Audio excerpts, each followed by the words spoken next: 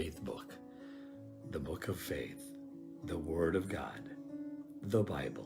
Yes, magandang araw po sa ating lahat para po sa ating FBK ngayong linggo. Makikita po natin yan sa Marcos 1:35 hanggang 39. Ito po sinasabi, madaling araw pa'y bumangon na si Jesus at nagpunta sa isang lugar kung saan maaari siyang manalangin mag-isa.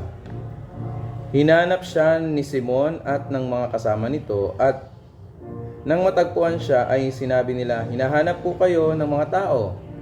Ngunit sinabi niya sa kanila, "Kailangan pumunta rin tayo sa mga karatig bayan upang makapangaral ako roon.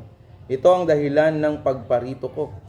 Nilibot nga ni Jesus ang buong Galilea.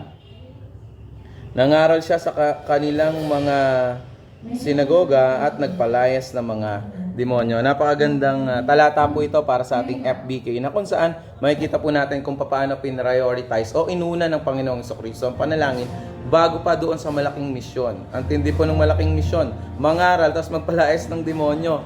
Ito, tatlong bagay yung gusto po natin makita dito sa ating FBK. Una po, yung panalangin ay napakahalaga sa isang malawak at malaking misyon.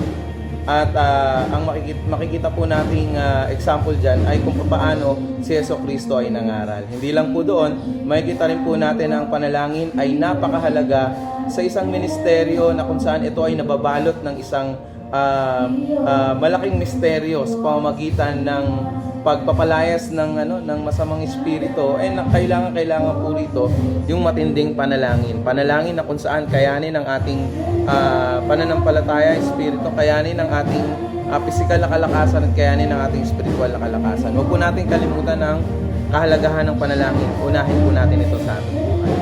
Magandang araw po, pagpalain tayo ng Panginoon.